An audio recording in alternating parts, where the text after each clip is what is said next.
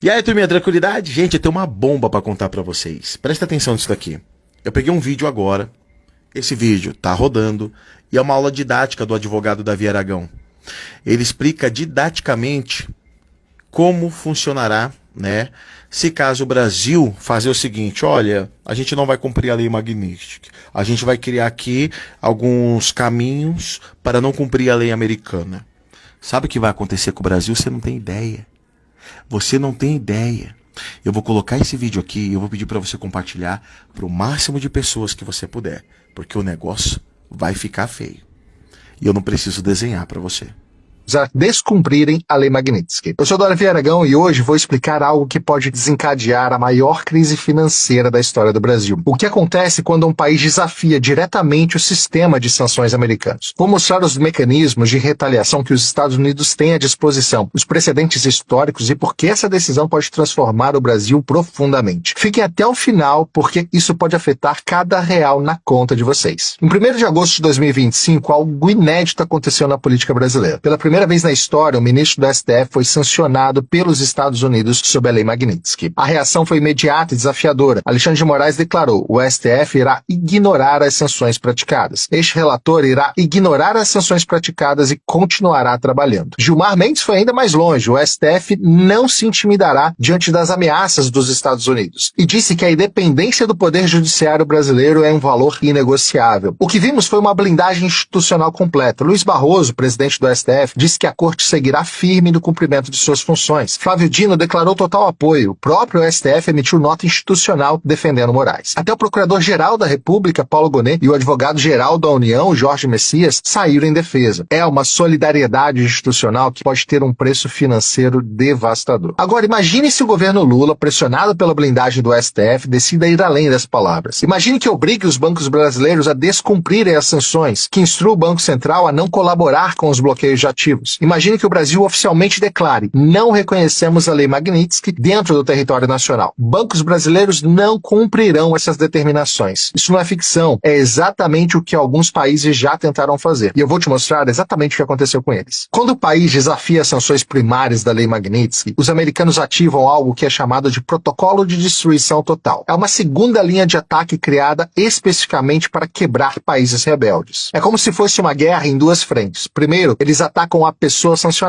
Depois, atacam quem protege essa pessoa. E o Brasil inteiro pode acabar virando alvo disso. Vou explicar cada uma das armas dessa máquina de guerra financeira. A primeira arma são as sanções setoriais contra o sistema bancário brasileiro. É como se os americanos cortassem todas as artérias que ligam o Brasil ao sistema financeiro mundial. O mecanismo funciona assim: eles criam uma lista negra secundária. Se bancos brasileiros conscientemente descumprirem sanções do Magnitsky, entram automaticamente nessa lista. E aqui está o truque perverso: não precisam sancionar todos os bancos, basta sancionar 2 ou 3 bancos. Imaginem o Banco do Brasil sendo incluído na SDN List. Resultado: o banco não pode fazer mais correspondent banking com qualquer banco americano, não pode processar pagamentos em dólares, não pode participar de financiamentos de comércio exterior. Mas a coisa fica ainda pior. Por causa da regra de contaminação, qualquer banco brasileiro que fizer negócios com o Banco do Brasil sancionado também fica sob suspeita. É como uma doença que se espalha pelo sistema inteiro. 48 horas, todos os grandes bancos brasileiros estariam isolados. Itaú, Bradesco, Santander, todos cortados do sistema financeiro global. É a morte clínica do sistema bancário nacional. Protocolo de escalada automática. Aqui está o que torna essa arma tão terrível. Ela tem escala automática. Os americanos criaram um protocolo que funciona como uma máquina de guerra sem piloto. No dia 1, o primeiro banco é sancionado. No dia 3, bancos correspondentes americanos cortam relação. No dia 7, sistemas de pagamentos internacionais bloqueiam transações. No dia 15, bancos europeus cortam relações por medo de contaminação. No dia 30, o sistema bancário brasileiro está completamente isolado. É uma máquina que funciona sozinha, não precisam de nova decisão política. Tudo acontece automaticamente. E aí entra um efeito dominó tecnológico, o apagão digital. A segunda onda de ataques vem pelas empresas de tecnologia. E aqui está onde a coisa fica verdadeiramente aterrorizante. Amazon Web Services hospeda 60% da infraestrutura digital dos bancos brasileiros. Microsoft fornece sistemas operacionais para quase todos eles. Oracle roda a base de dados, Cisco conecta as redes, VMware virtualiza todos os servidores. Quando um país é marcado como não compliance com sanções, essas empresas entram em pânico total. Não porque odeiam o Brasil, porque tem terror de perder acesso ao mercado americano. A Amazon fatura 500 bilhões de dólares por ano, sendo que 70% disso vem dos Estados Unidos. Ela não vai arriscar esse negócio para proteger alguns bancos brasileiros. É uma matemática simples. Vou descrever exatamente como seria o apagão tecnológico. Na semana 1, o serviço de hospedagem da Amazon anuncia revisão de compliance, que é um eufemismo para vamos ter que cortar vocês. Bancos brasileiros têm 30 dias para migrar de servidores. Na semana 2, a Microsoft cancela as licenças de Windows Server. A Oracle bloqueia atualizações de segurança e a Cisco para com suporte técnico. Na semana 3, a Google bloqueia as APIs de pagamento. A Apple remove os aplicativos bancários dos sistemas da App Store. Samsung Pay para de funcionar. Na semana 4, toda a infraestrutura tecnológica dos bancos brasileiros está em colapso. Até o Pix pode parar de funcionar com isso. Cartões de crédito, então, nem se fala, quase todos de bandeira americana. A Internet Bank completamente sai do ar. É como se alguém desligasse a eletricidade de todo o sistema financeiro nacional simultaneamente. Meu Deus.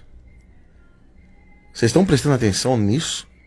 A segunda arma poderosa é o sequestro das reservas internacionais brasileiras. E aqui vem uma informação que vai chocar vocês. O Brasil tem 370 bilhões de dólares em reserva. Sabem onde 280 bilhões estão guardados? Em bancos americanos, europeus e treasuries do governo americano. É como guardar suas economias justamente na casa do inimigo. Os americanos não chamam isso de confisco. Eles usam termos técnicos, investigação de compliance, revisão de origem de fundos, auditoria de antilavagem, mas o resultado é o mesmo, o dinheiro fica totalmente congelado. O processo funciona mais ou menos assim. O Treasury Department, o Departamento do Tesouro, abre uma investigação administrativa sobre as reservas brasileiras. Alegam suspeita de que o dinheiro pode ser usado para facilitar violações das sanções aplicadas pela Lei Magnitsky. Durante a investigação, que pode durar anos, as reservas ficam totalmente bloqueadas. O Brasil não consegue acessá-las. Não consegue vender os títulos do Tesouro Americano que possui. Não consegue movimentar qualquer tipo de depósito. É como se o Brasil acordasse um dia e descobrisse que 75% das suas reservas internacionais viraram papel de parede. Do dia para a noite, o país fica sem capacidade de defender a sua moeda. A terceira arma, desconexão do sistema SWIFT, é a arma nuclear do sistema financeiro internacional. SWIFT não é americano, ele é belga, na verdade, mas está totalmente dominado pelos americanos. Ele tem poder de veto sobre qualquer tipo de decisão, e quando os americanos pressionam, os europeus sempre cedem. O processo tem 3 fases. Primeiro, fazem a ameaça. SWIFT está revisando a participação de bancos brasileiros devido a violações de compliance de sanções. É um tiro de advertência. Bancos internacionais ficam apavorados, começam voluntariamente a reduzir transações com o Brasil. É como se o Brasil começasse a ficar com lepra financeira. Segundo, começam o isolamento seletivo. Bancos brasileiros ainda podem usar o SWIFT, mas com muitas restrições. Transações começam a demorar muito mais do que o tempo normal, e os custos ficam ainda maiores para as transações vindas do Brasil. É como se transformassem todas as autoestradas em estradas de terra e completamente esburacadas. Você ainda consegue chegar no seu destino, mas vai demorar 3, 4 vezes mais tempo, além de custar muito mais caro. E o terceiro, se o Brasil continuar resistindo à desconexão total, bancos brasileiros são simplesmente expulsos do sistema SWIFT. Resultado, o Brasil vira uma ilha financeira sem poder negociar com qualquer lugar do mundo. Não consegue receber pagamentos de exportações, não consegue pagar importações realizadas, o comércio internacional brasileiro para completamente, entrando em total colapso. A quarta arma, transformar commodities brasileiras em produtos tóxicos. É uma arma de destruição massiva econômica. O Brasil exporta 280 bilhões de dólares por ano. 65% são commodities. Soja, milho, café, minério de ferro, petróleo. Imaginem se esses produtos virassem radioativos comercialmente. Ou seja, ninguém poderia comprar do Brasil sem sofrer algum tipo de sanção dos Estados Unidos. Os americanos criam o que chamam de lista de contaminação comercial. Qualquer empresa que comprar commodities brasileiras, enquanto o Brasil proteger sancionados pela Lei Magnitsky, pode ser também sancionada. É uma estratégia de terror psicológico. Eles não precisam sancionar todas as empresas. Basta sancionar 2 ou 3 grandes, como exemplo que todas as demais irão seguir. Imagine que sancionem as americanas Cargill e Youngster Daniels Midland por comprarem soja brasileiro, que são grandes compradores. No dia seguinte, todas as outras trade companies param de comprar com medo de também serem sancionadas. É como se criassem uma epidemia de medo no mercado de commodities. O Brasil vira pária comercial do dia para a noite. A quinta arma, uma que pouca gente conhece, mas é devastadora. Segunda, pressão sobre as seguradoras internacionais. Todo comércio internacional depende de seguros. Navio carregando soja precisa de um seguro marítimo. Avião carregando café vai precisar de seguro de carga também. Até a refinaria de petróleo precisa de seguro de responsabilidade civil. E 95% das seguradoras internacionais são americanas ou europeias. A Lloyd's de Londres, a AIG, a Zurich, Allianz. Quando americanos pressionam, elas param de segurar cargas brasileiras. Resultado, navios param de sair dos portos brasileiros.